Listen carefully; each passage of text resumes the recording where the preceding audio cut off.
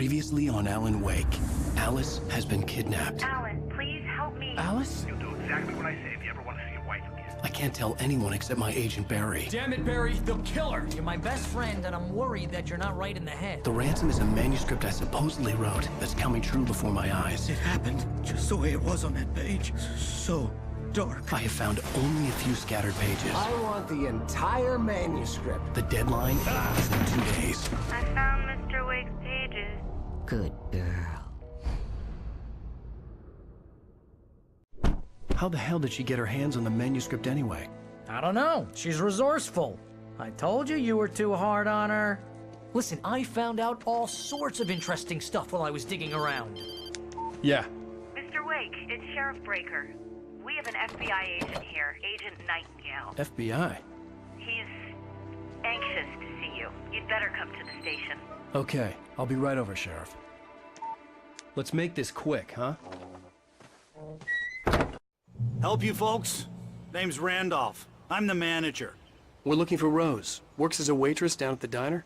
Rose, sure. Nice girl. Who wants to know? I'm Alan Wake. The writer, huh? I heard on the radio you were visiting. Well, I'll show you her trailer. That Rose, she's a nice girl. Always pays her rent on time. As I was saying, Al, I found all sorts of weird stuff from the local newspaper's archives. This...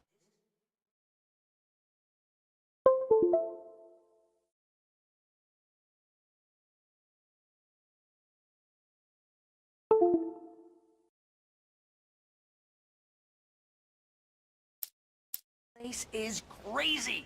Disappearances, mysterious deaths, urban legends come true, and get this, most of this stuff takes place around Cauldron Lake. Well, you ain't wrong, mister. The Indians thought the lake was a doorway to the underworld. I'm the God-fearing type myself. I don't hold with that sort of thing. Yeah, okay. Anyway, there was an island there owned by a guy called Thomas Zane. Now, some of the articles I found about him make him out to be a famous writer, but I ran a bunch of searches, couldn't find a single thing he wrote. Zane was heavily into diving, so much so that the place came to be called Diver's Isle.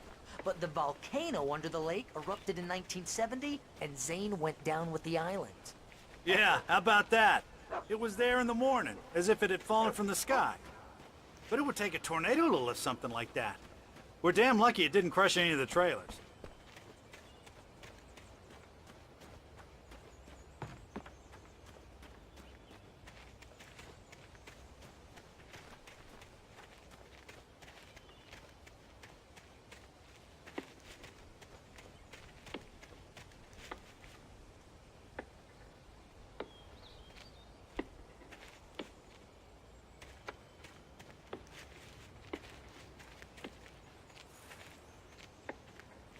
It gets better. A local girl, Barbara Jagger, drowned in Cauldron Lake just a week earlier. They were lovers. Sure, Jagger's a local spook story. The Scratching Hag comes for you in the dark. Childish stuff like that. Anyway, Al, I'm just getting to the best part. All of the articles about this stuff were written by Cynthia Weaver. I asked around, and she's that crazy bag lady you met. Yeah, anyway, she knew both Jagger and Zane before they both died, and she had some kind of a breakdown.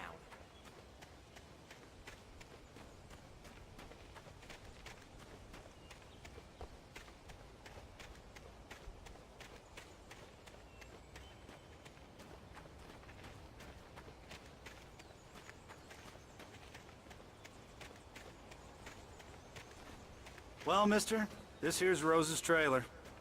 You mind me asking what you want with her? We're just here to talk to her, pal.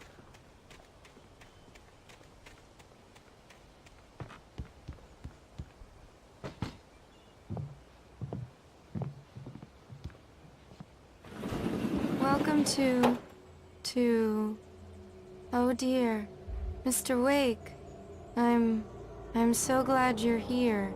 Rose, you have my manuscript? Oh. Oh yes. Yes. Please, come in. Hey, this is really good. Rose, Yes. my manuscript. I really need it. I understand. I know what you need. A muse to inspire you. Oh, for Barry? She doesn't have anything. Yeah, hey, Al? Al, what's... Oh... Barry! What? What?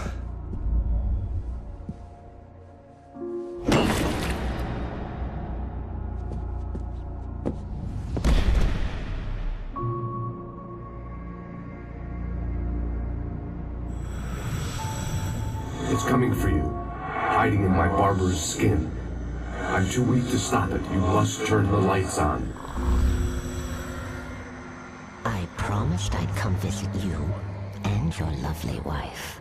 You must finish what you started. I insist. You must turn the lights on. Turn the light on. Back to work, boy.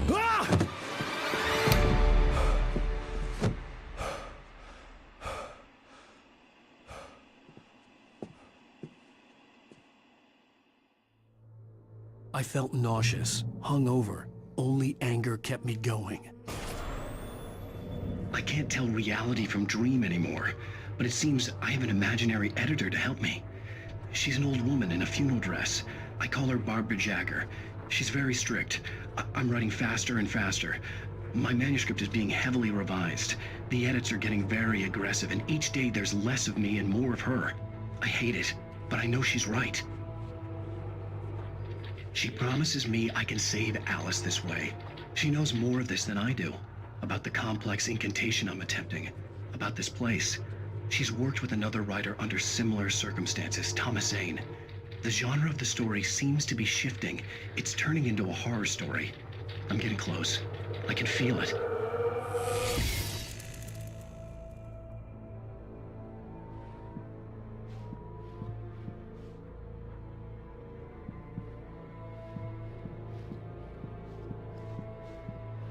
Rose took a day from me. I had less than 12 hours left to meet the kidnapper.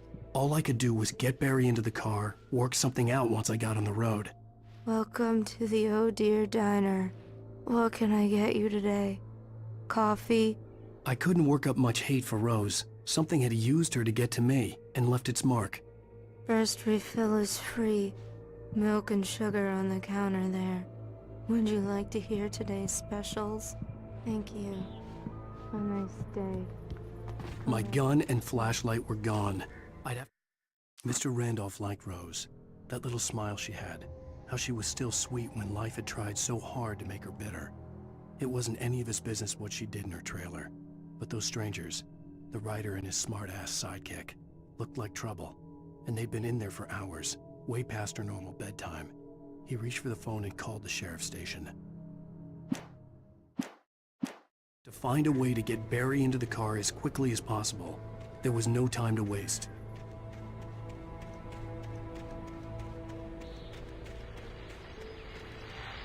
I just stepped outside to catch a breath of fresh air. Let me tell you, the weather's getting heavy. Nights like this make me especially glad I'm here talking to you and not home in bed. Once the weather takes a turn like this, I can't sleep at all. It's all tangled bed sheets and dark thoughts, punctuated by the occasional plunge into nightmare. Is it just me? Well, perhaps it is. But I hope I can make the night a little bit easier to get through. Caller, you're on KBF FM.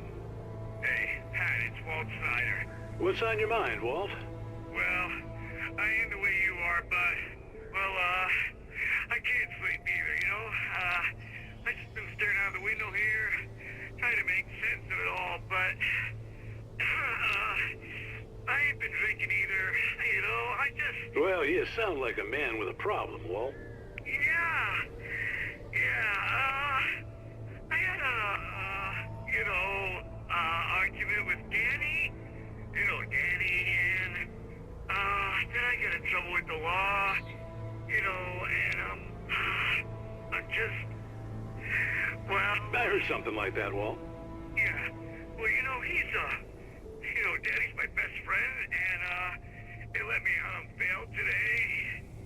And now I'm just alone here at the window, you know, waiting. Man, and there's something in the air tonight, man. I was just outside looking up at the sky above our broadcast tower thinking the same thing. What are you waiting for, Walt? I don't know. You know, something's gonna happen. You know, I think I better go. Well, Walt, maybe... No, thanks, Pat. Well, good luck to you, Walt. Hang in there. Let's take a little break, folks. This weather's really something else, huh? How can I be sure you will walk away? Why'd you lose deception?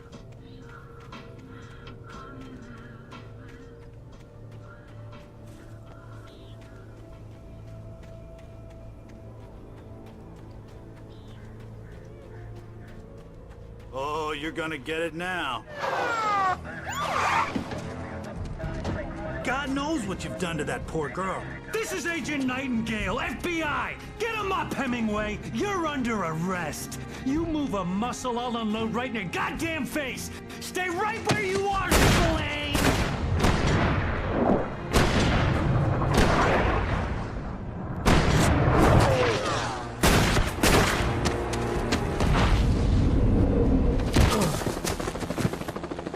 What are you? I'm standing right here, you goddamn maniac!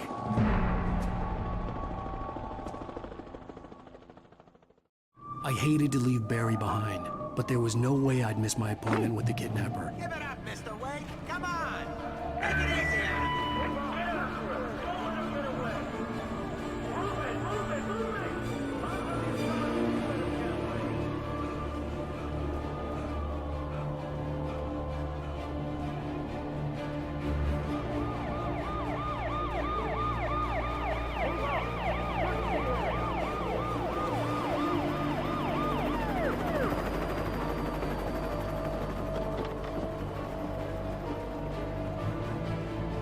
Stop running! We have the suspect in sight! Okay, man. Keep your eyes peeled. He's gonna try to make it through here. Oh, damn. Man out! Over here! Stop! God damn it! Where'd he go? God damn it! Where'd he go? Out the way! Keep an eye out!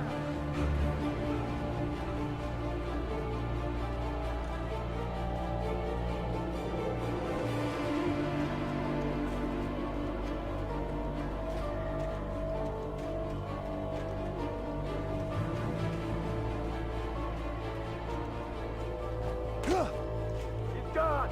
Come on, guys. We need to head him off. For decades, the darkness that wore Barbara Jagger's skin slept fitfully in the dark place that was its home and prison. It was hungry and in pain. It dreamed of its nights of glory when the poet's writing had called it from the depths and given it a brief, terrible taste of power and freedom. The rock stars had stirred it from the deep sleep the poet had sunk it back to in the end. When it sensed the writer on the ferry, it opened its eyes.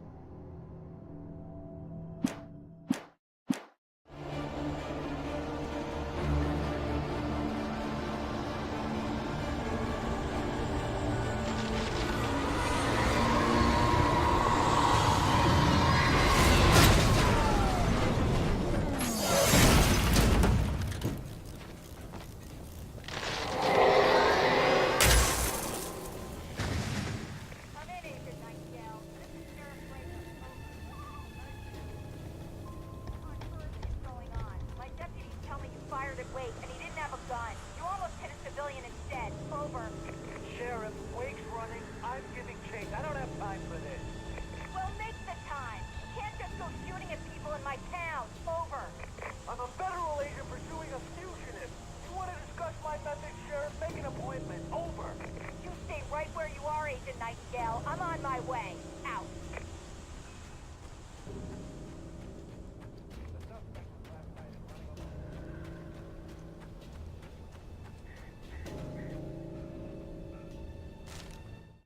Rose didn't know how the strange old lady got in her trailer, and she looked wrong somehow.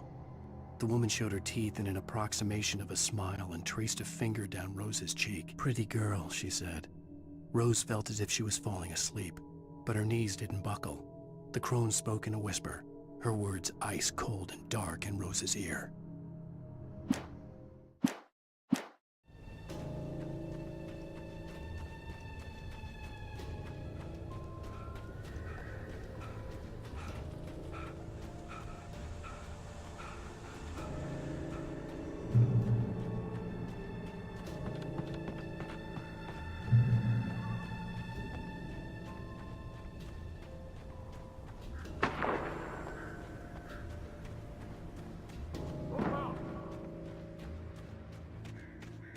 Search the area.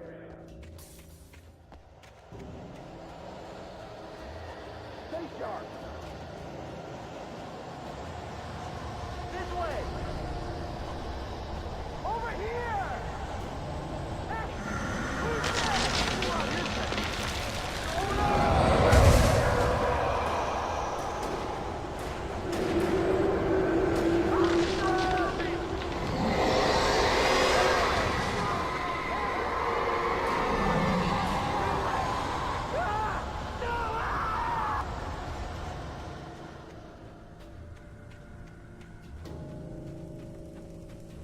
This horror was everywhere I went, circling me. The cops didn't stand a chance. They were after a writer, not a monster.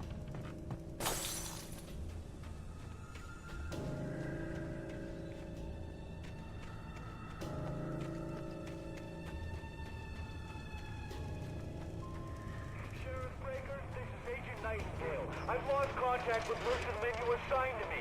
It's Wake's doing. Wait, are you seriously telling me that geek writer just took out my deputies? Are you kidding? I mean, have you seen this guy? He wears a tweed jacket. Over. He's the guy we're chasing. If it's not him, who then? Bigfoot? Over. I don't know yet, but I'm not in the habit of jumping to conclusions. That tends to come back and bite you in the ass. Out.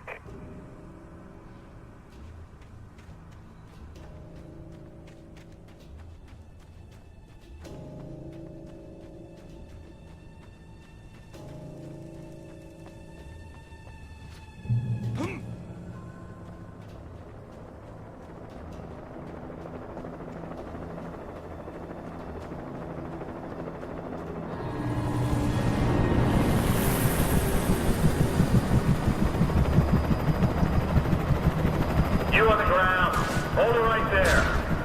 There's nowhere to run. Freeze!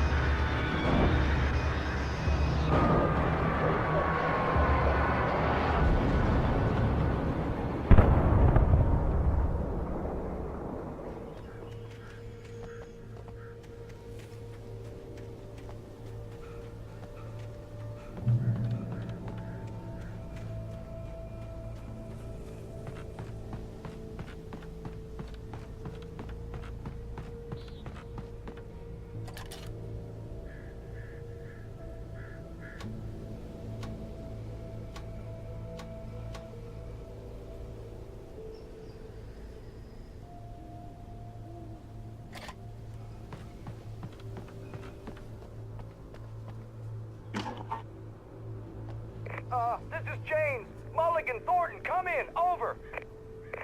Thornton here. James, we got both Wheeler and Rose in custody. They didn't put up a fight or anything. Why, they were... Hey, what are you... Come on! Sit down and give me that. James, Mulligan here. Over. Go ahead, Mulligan. Over. We got Wheeler and Rose here. Wheeler's drunk or hopped up on something. Speaking of which, that Fed had a pretty distinctive whiff of Otis Scotch about him, if you know what I mean. Over. I don't have anything on that, Deputy Mulligan. Over. Well, whatever. Anyway, Rose is just being plain weird here. You better get Doc in to take a look at both. Over. Gotcha. You better get them here quickly. The Fed's gonna want to interview Wheeler. Over. Yeah, I'll bet he does.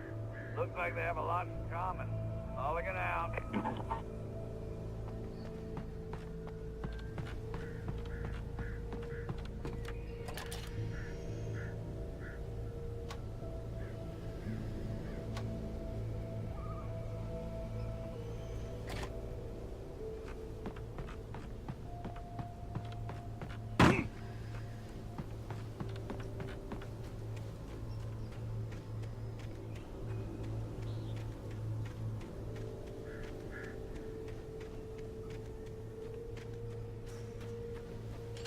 I imagined that the broadcast tower in the distance was part of the local radio station. Maine seemed like a decent guy. Perhaps he could give me directions to the coal mine.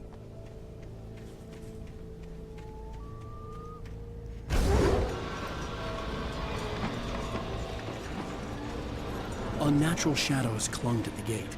The darkness that was after me was trying to stop me. I wouldn't get through without a light.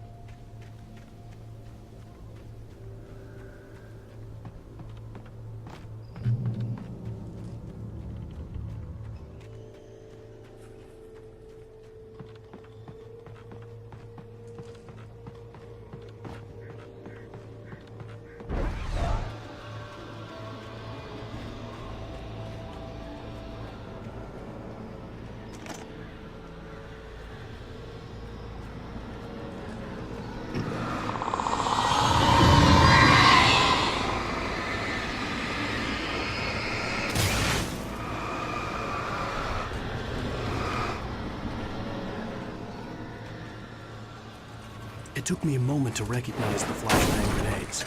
They were an ideal weapon for my situation. Team 1, come in. Over. Team 1, this is Sheriff Breaker. Report. Over. Team 2, come in. I need a report. Over. Come on, guys. Talk to me. Come in, please. Over.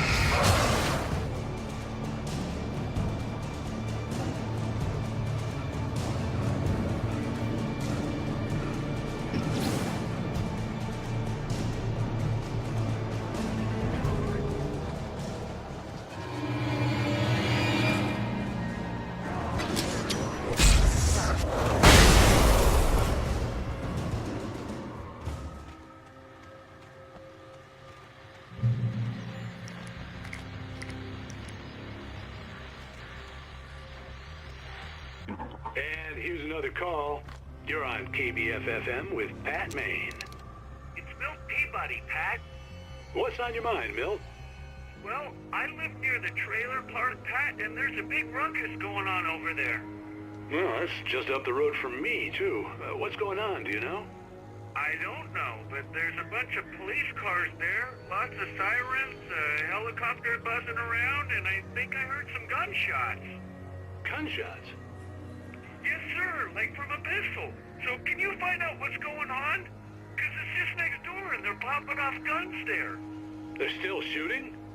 No, it was maybe 10, 15 minutes ago. It sounds serious, Pat. I'm telling you, it don't sound like no party. I'm certainly going to give the station a call, Milt. Okay. You'll hear it here as soon as I hear from them. Okay, thanks.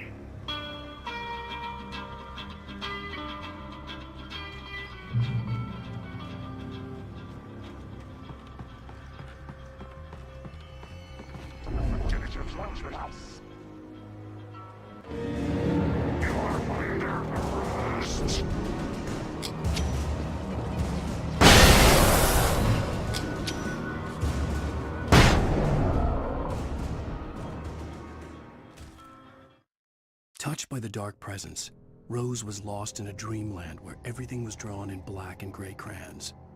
The old lady had promised her that all her wishes would come true. She would be Alan Wake's muse. She was smiling so hard it hurt her face. She crushed a bottle full of sleeping pills into the coffee. Deep down inside, she was screaming in terror.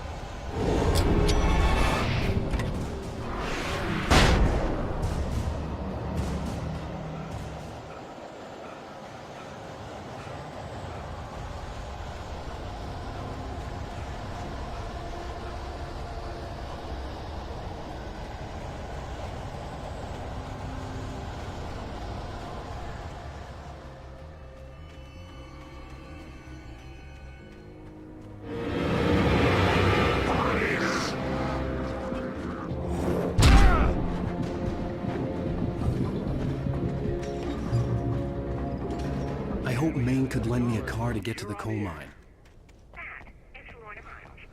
Oh, hello, Lorna. What do you have for me?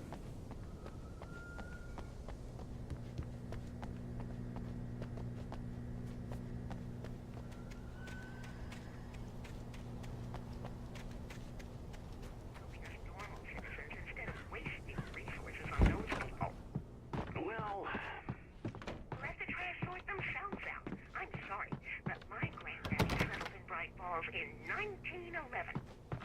well, thank you very much for that compassionate viewpoint, Lorna. Oh, here's a little surprise. The famous writer Alan Wake just walked in. Folks, I'm going to see if I can talk him into an interview. Come on in, Mr. Wake. Oh, I'm so glad you could find the time to do this, Mr. Wake.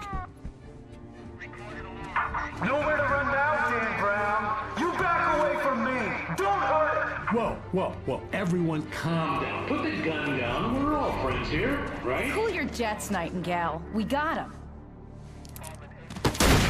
Judas Priest! What the hell's the matter with you? There's a civilian in there.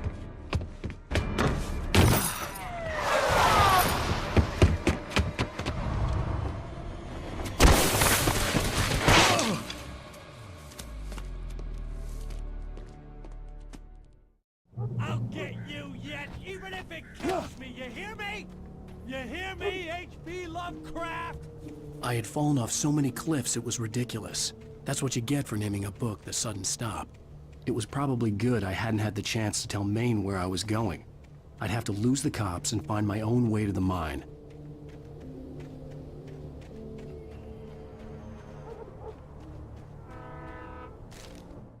Nightingale stared through the broken studio window into the dark woods.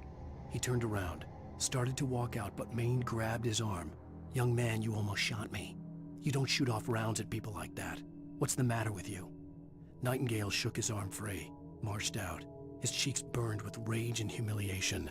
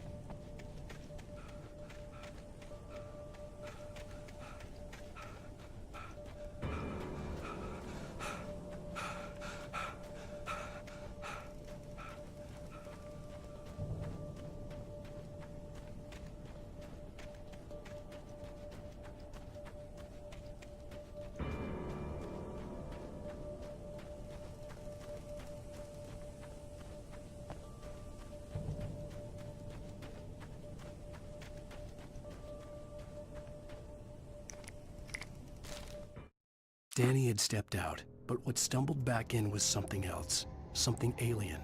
A monster. Walter tried to kill it, first with his fists, then a chair. It wouldn't die. Instead, it kept coming, unaffected by the beating it had taken. After Walter managed to kick it down the cellar stairs, fear took over. He ran, got behind the wheel, gunned the engine.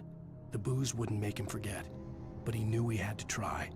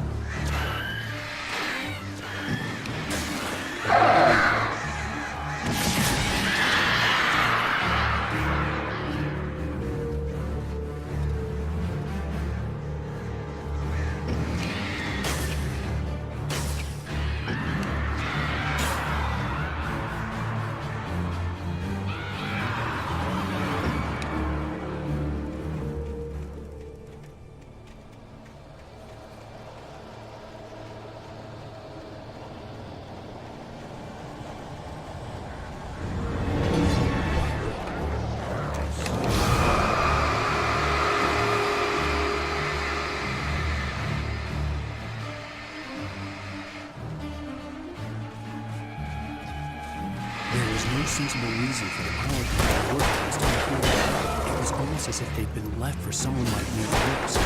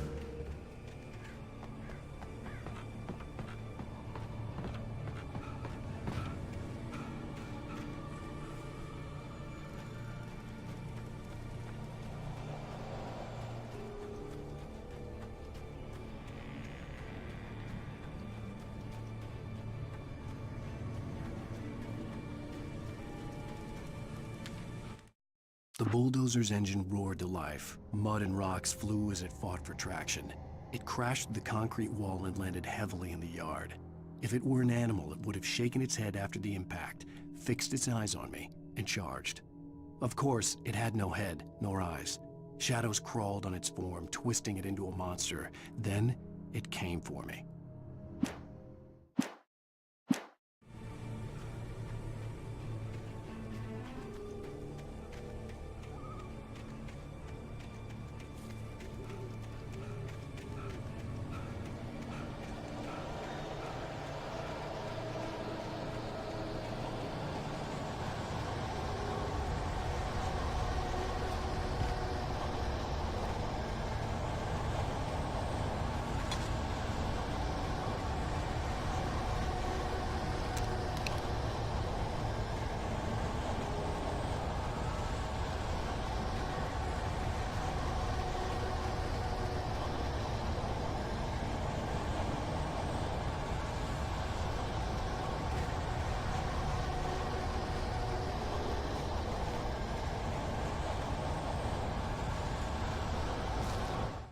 Sarah trusted her gut, and her gut said Agent Nightingale was an asshole.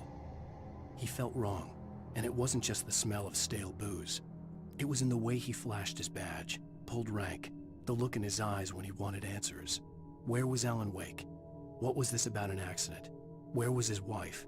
And most importantly, why did she let Wake go? He wouldn't answer her questions. Federal business was all he'd say.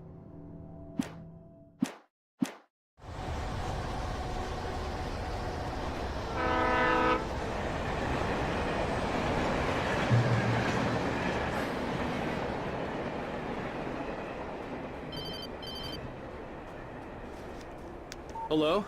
The most stubborn man I've ever met. Alice? Alice? Alan, I'm so afraid. Keeps me in the dark. Please help me. I look at you, Alan, and it's not you. Something else. Looking out from behind your eyes. Alice, I'm here. I'm so alone here. It's all gonna go to hell. You need to be careful. Cooperate. The connection had been terrible, but that wasn't the only thing that hadn't been right with the call. She sounded wrong somehow, but she had called me.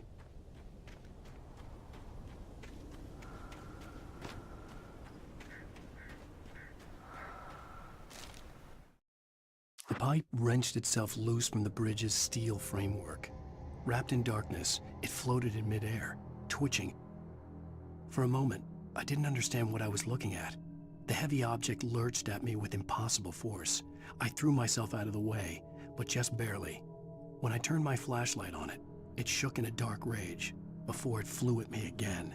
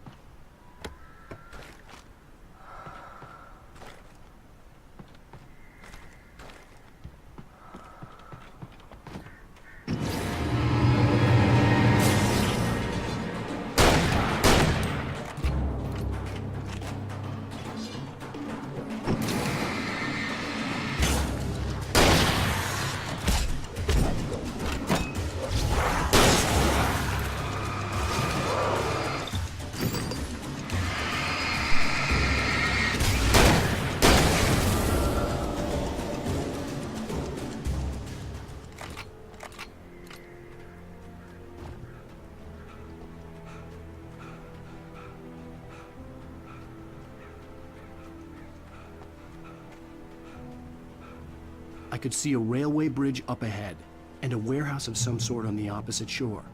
I hoped I could find a car from there.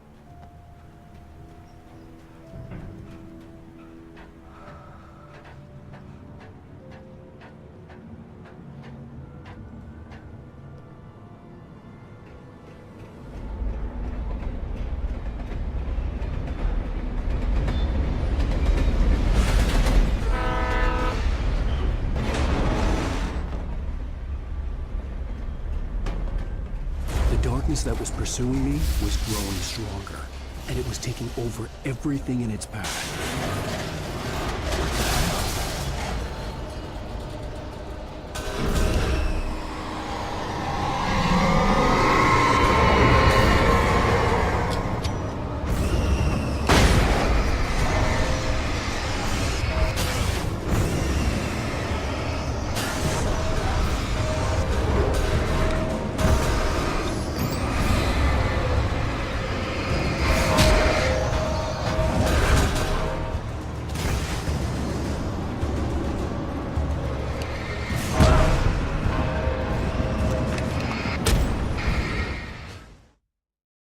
Some sort on the opposite shore. I hoped I could find a car from there.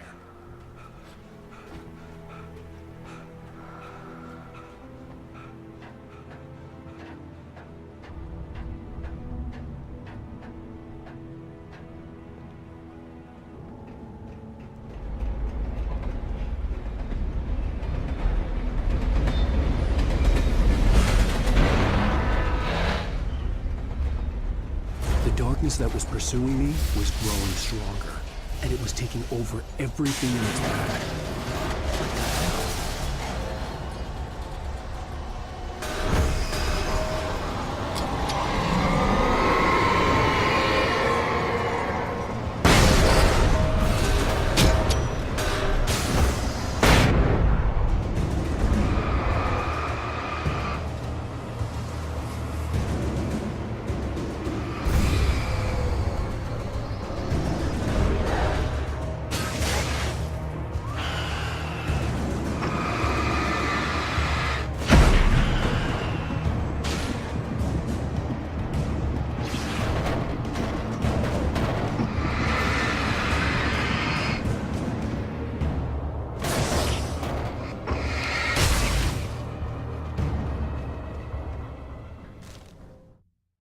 Even after all this time, hearing the Night Springs theme caused a surge of conflicting emotions in me.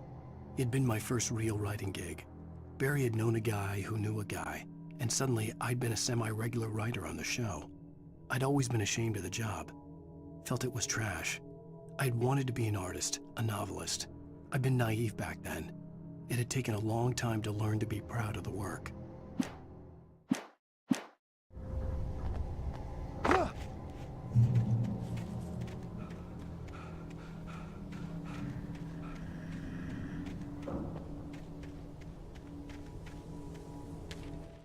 I slammed the door shut right in his smug face.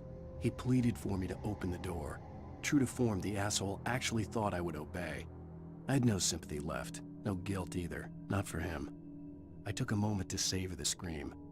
I bet I had a smile on my face. It was all that I had time for. The dark presence was inside the lodge with me.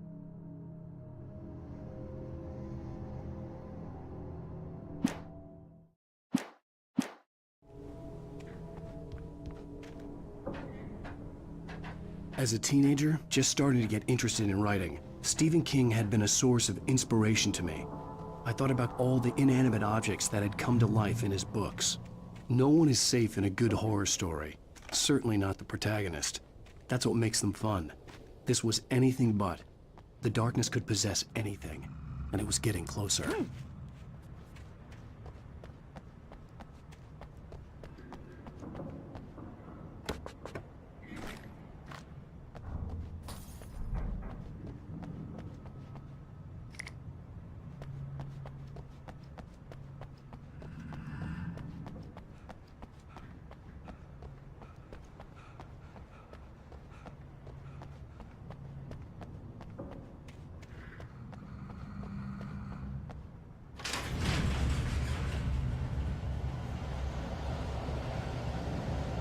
Did you call 911?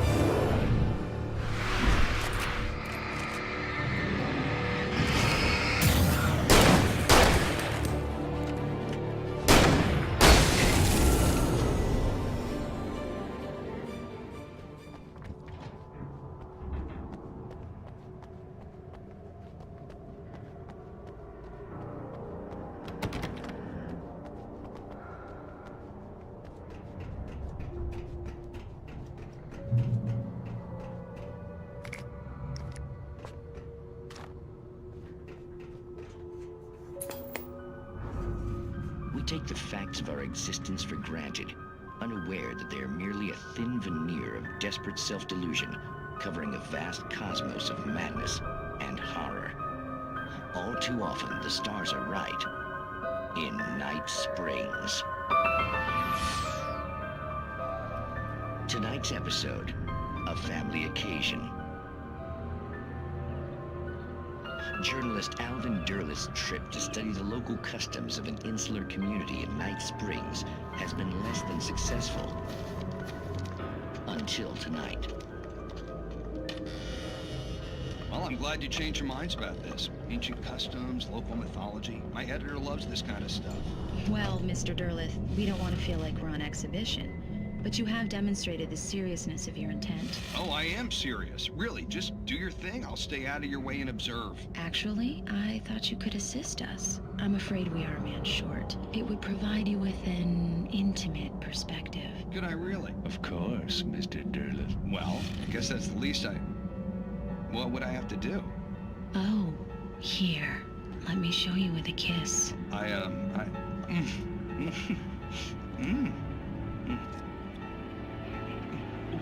What did you add?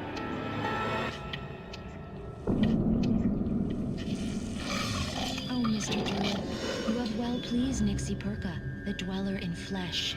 Your body shall host his 1,000 young, and all shall be glory.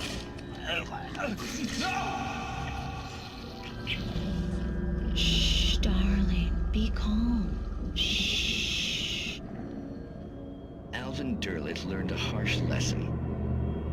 If you go looking for mythology, it may come looking for you. And such quests always bear fruit. In Night Springs.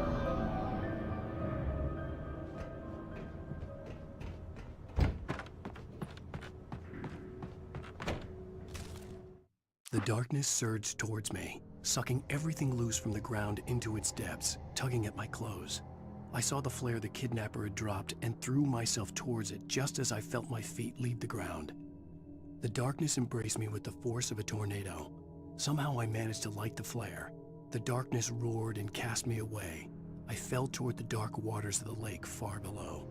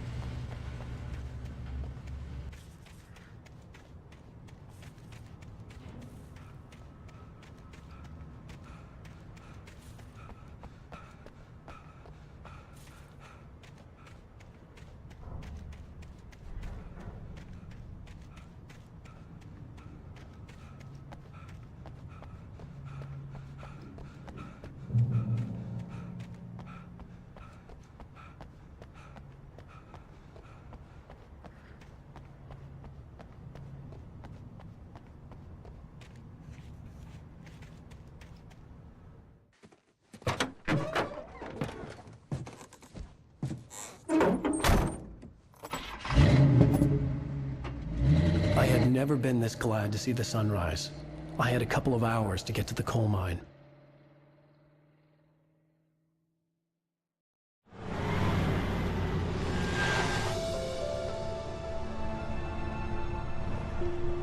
The coal mine wasn't far now.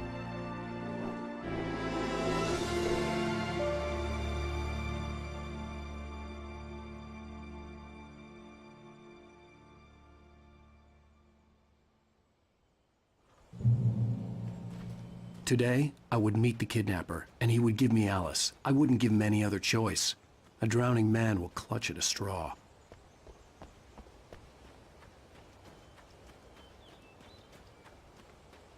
Little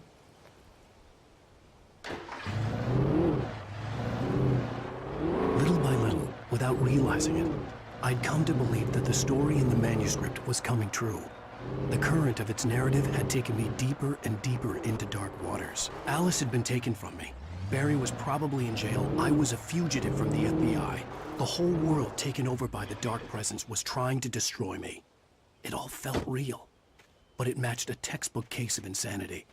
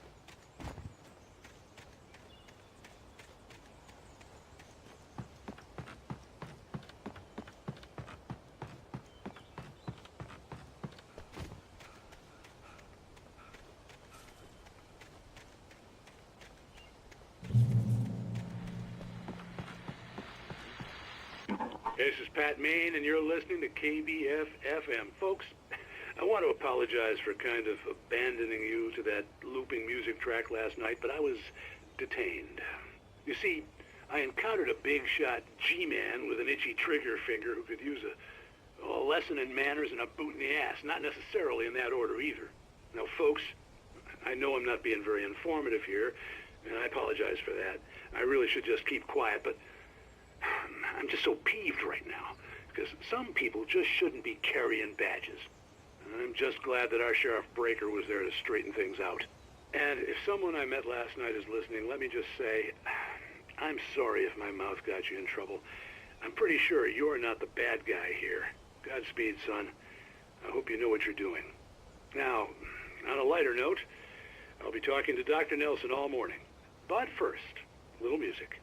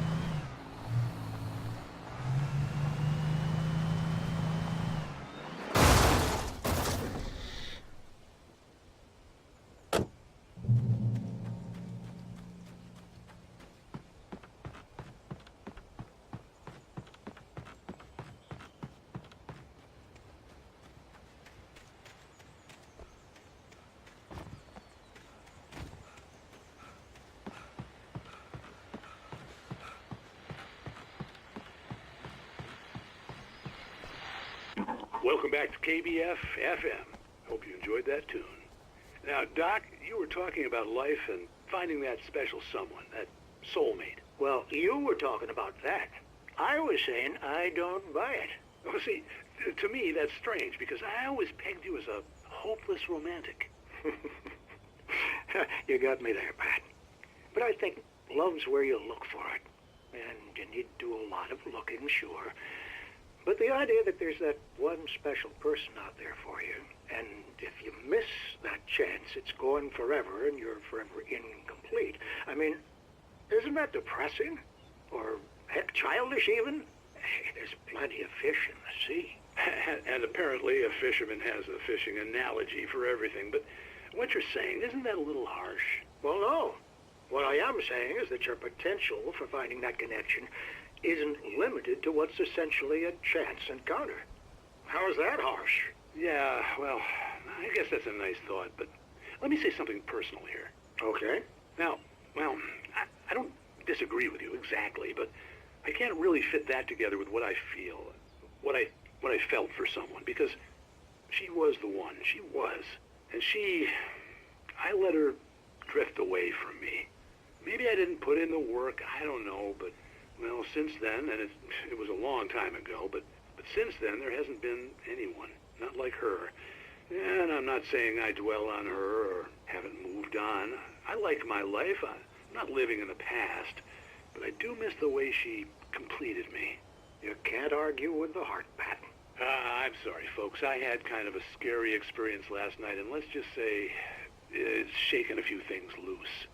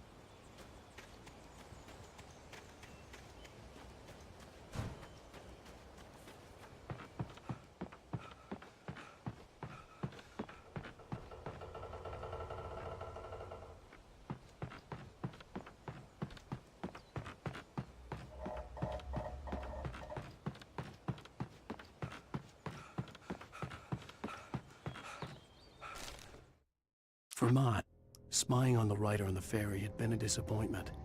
His boss had made Wake out to be something special, but Mott hadn't been impressed. He'd gotten a good long look at the wife, though, and he liked what he saw. Mott had fantasized about goading Wake into a fight, but it hadn't happened. Still, he'd get his chance to see if the writer had anything in him. He'd been promised as much.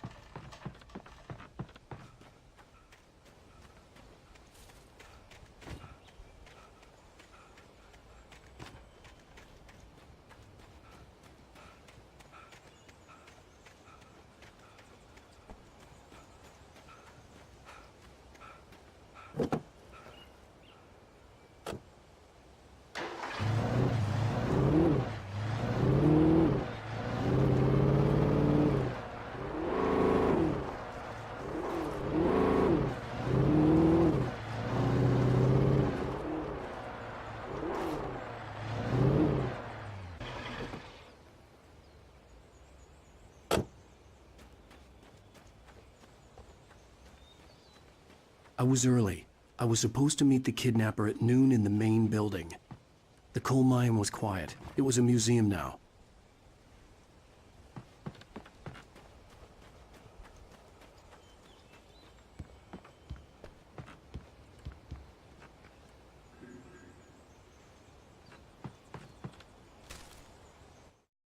With Nightingale gone and the night wind blowing in through the broken studio window, Maine stared at Sarah. The sheriff looked away. Maine's voice shook with barely controlled anger. That boy's doing more drinking than thinking. I hope you know what you're doing, Sarah. He's got a sickness in his eyes. You take my word for it. He wants Wake for a reason, and it's not for anything good.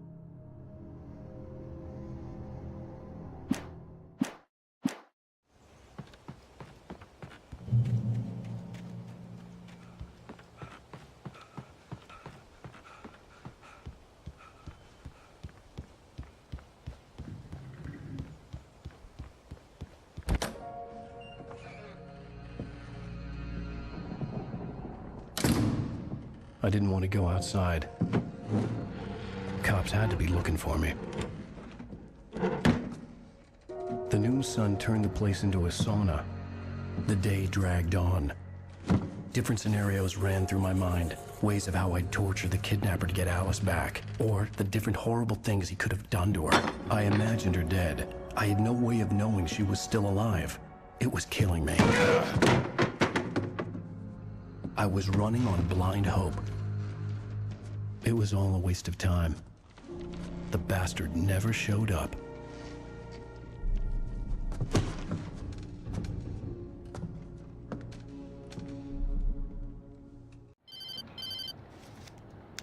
Wake! Where the hell are you? Change of plans. You know where Mirror Peak is?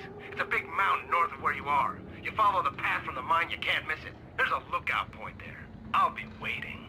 I'm through being jerked around by You you. want to see your wife alive? Because if you do, you better watch what you say to me.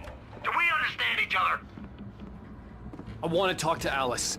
Yeah, and I want the manuscript. Don't keep me waiting, Wake. Hello? Hello! Ah!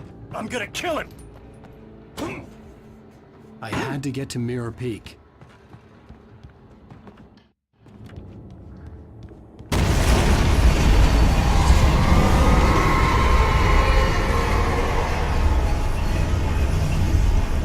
It was close. Maybe closer than ever before.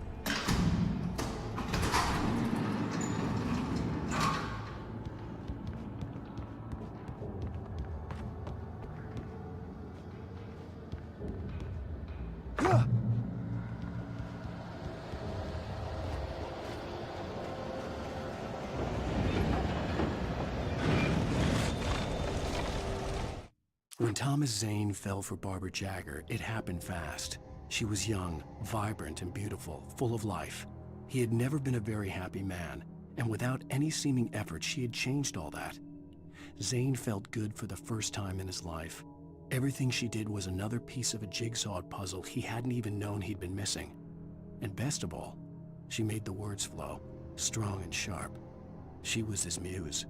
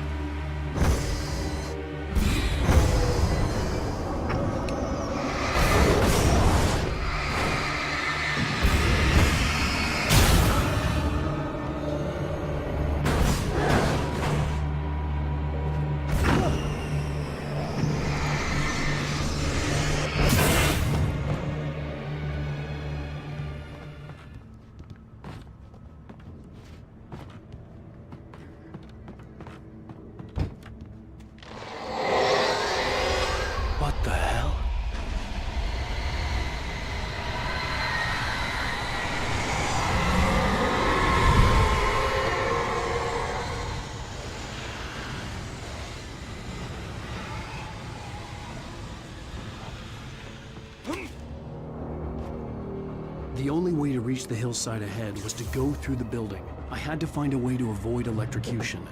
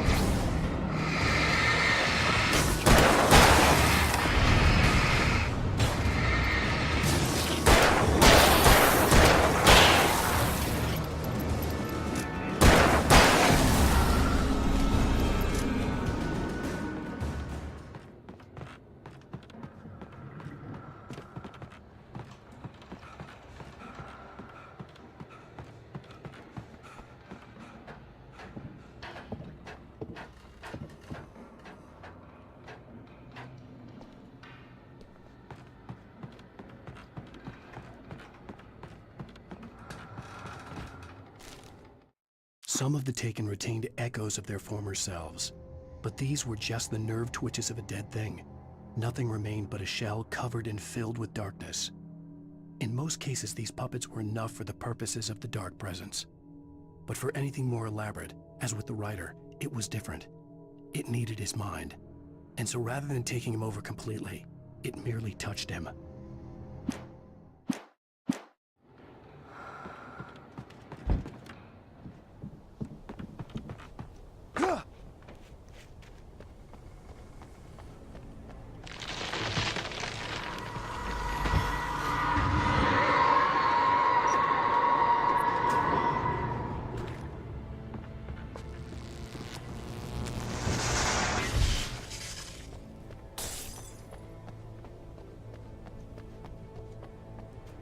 There was no way the flashbang grenades were standard power company equipment.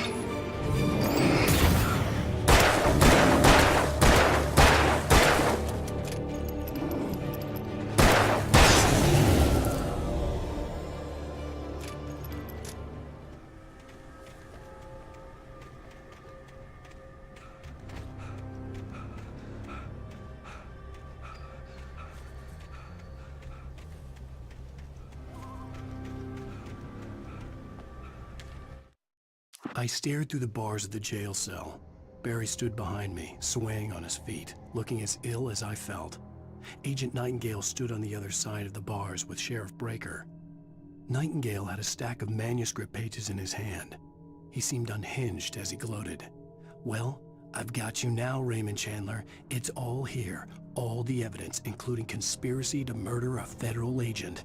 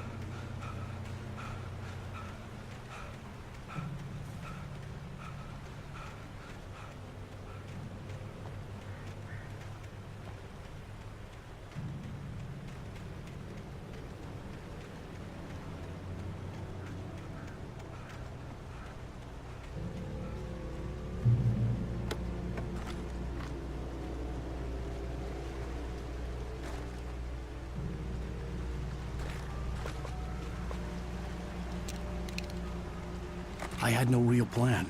I was going to give the kidnapper all the manuscript pages I had for Alice. If that wasn't enough, I'd hold him at gunpoint and make him talk.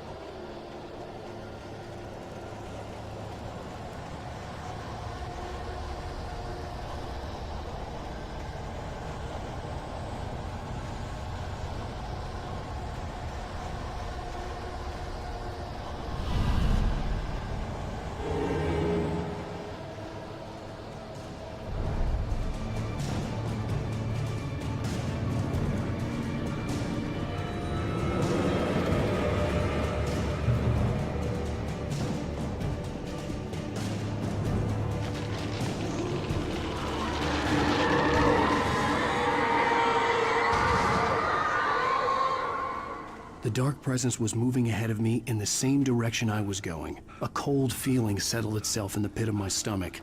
Was it going for Alice?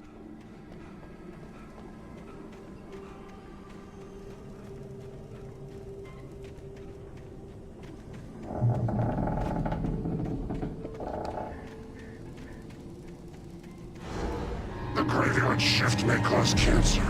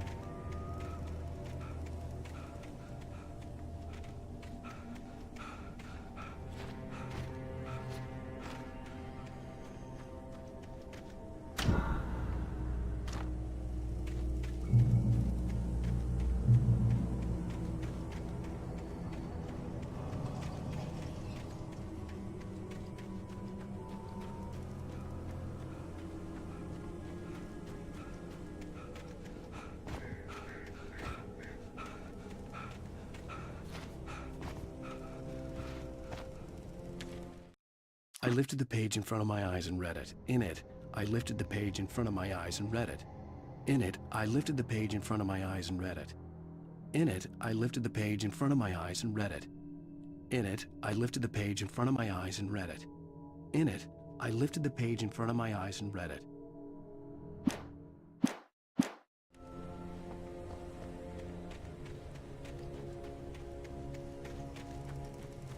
The place was dead, a ghost town. Had been for decades, maybe a century.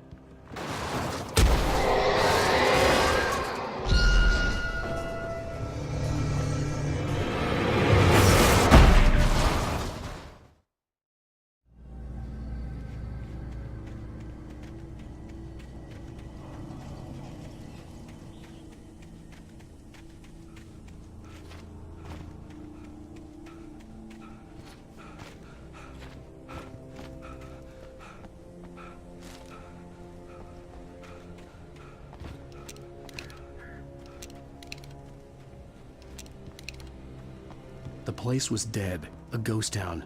Had been for decades, maybe a century.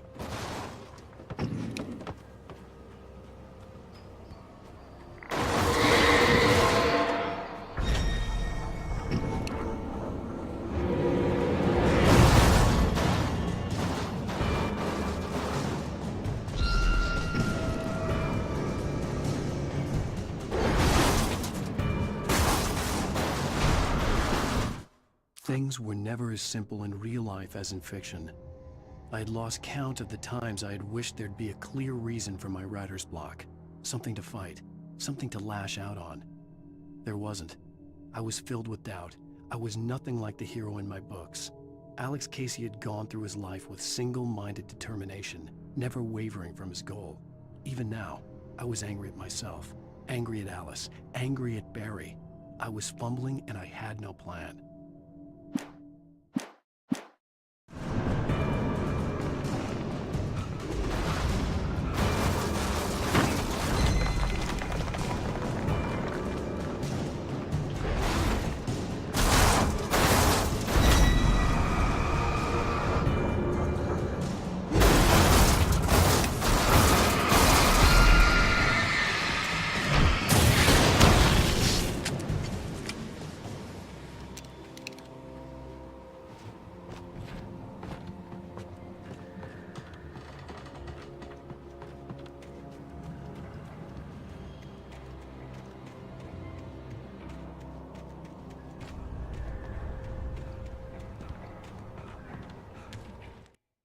Doc sat down heavily. He examined Barry and Rose. Barry was already recovering. Rose was another story. She was conscious, but she was barely present, almost delirious, disturbed, touched in the head, they used to say. It wasn't the first time Doc had seen someone in such a state, but it had been over 30 years. Doc poured himself a stiff drink. He hadn't forgotten a thing.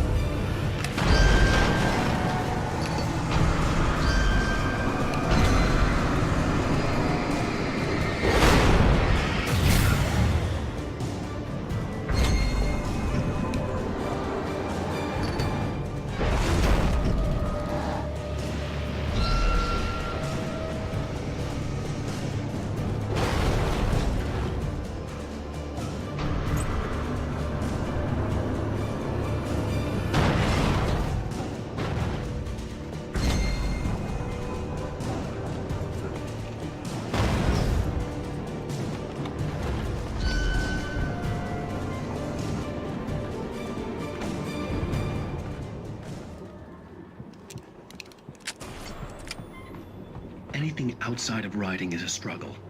I feel ill. I managed to make my way downstairs. There's a shoebox filled with books and papers by Thomas Zane. It's very hard to focus, but I managed to read some of it. He's a poet, and a good one. He writes of muses and creators summoning fabulous things from a magic lake, using his powers to shape the world of a realm of gods and dreams and demons, dark things that wait for a chance to slip through, wearing the flesh of men as disguise. Zane writes about himself, his girlfriend being taken over by a dark presence, about growing scared of the lake. Zane believes it's a mirror to the gaping void of darkness above, where some Lovecraftian presence lurks. I crawl back upstairs. I'll borrow these things for my story. They ring true. They fit.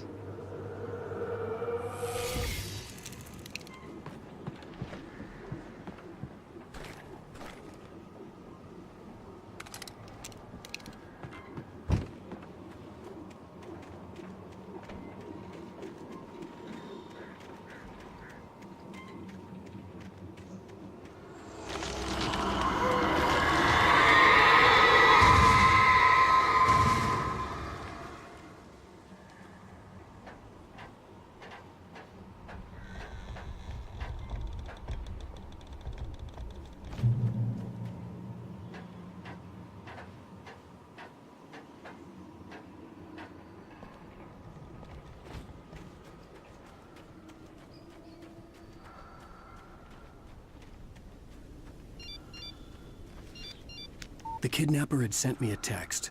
The message was full of spelling errors and insults. It was telling me to hurry up.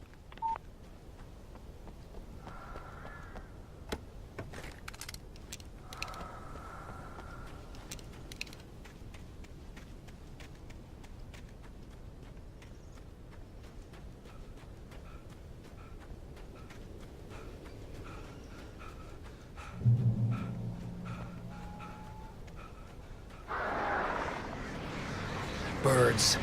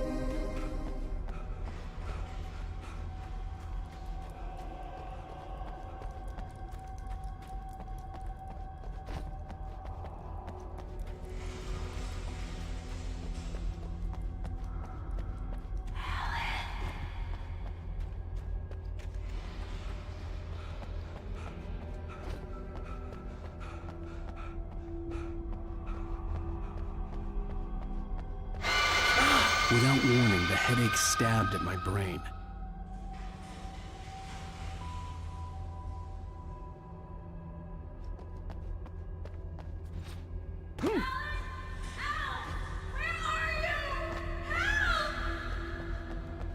Alice? Alice!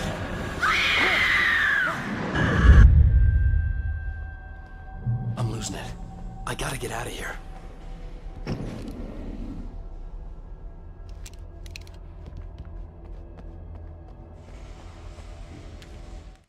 The hunters were big, thick-set men, confident and at home in the woods. They were feeling good, running on beer, ghost stories, and camaraderie late into the night. It did them no good, as they were taken by the dark presence, sucked deep into a darkness far worse than any ghost story they ever told or heard.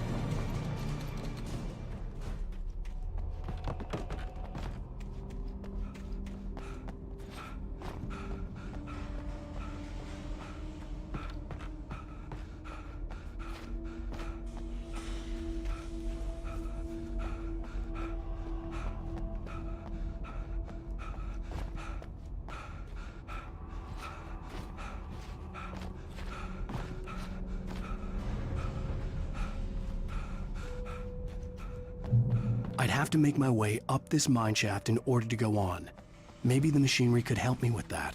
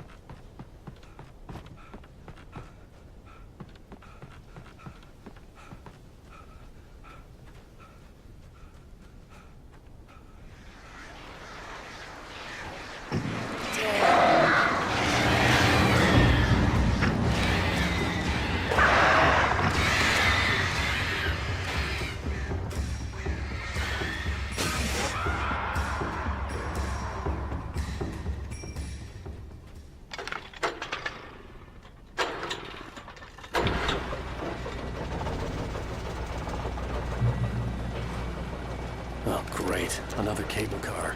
Just great.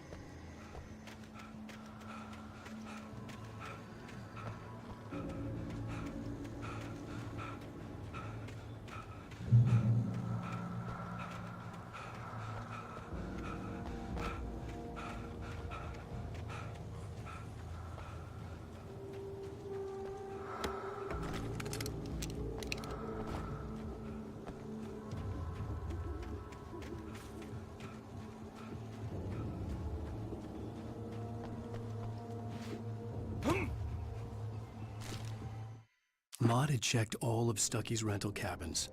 There had been no sign of the Wakes. It was dark when he'd found their car parked at the end of the road by Cauldron Lake.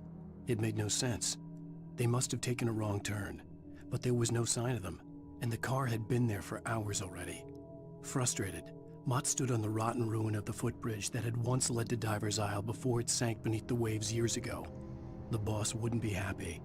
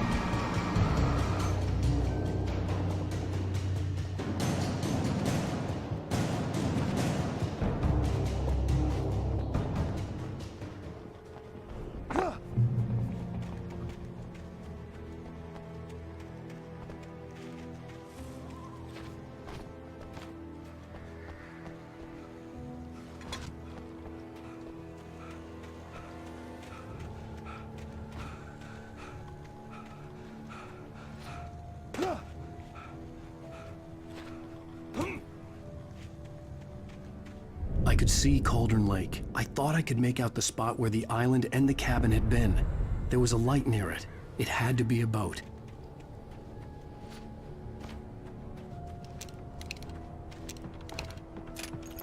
I was close now. I tried to hold on to Alice, but her form melted away. I was losing control. Dr. Hartman stood in her place. I wanted to hit him, but my arms were jelly. He smiled. It was a reassuring smile, and I hated him for it. I had to give you a sedative. Don't fight it. You went through another rough period. Right now, it's very important that you stay calm. We don't want you to have another episode. You're a patient at my clinic. Have been for a while now. Had to get there fast. I dreaded what I would find. Wait! Are you? Wait! Hey, I'm here! I'm coming! No! Get away! Sorry. Please, it's late. The boss didn't know who you messed with. I didn't know. I swear, I didn't know. We don't have his wife. We don't know where she is. She's probably drowned. We just said we had her to make a play ball. You see? To get him writing for us. Please.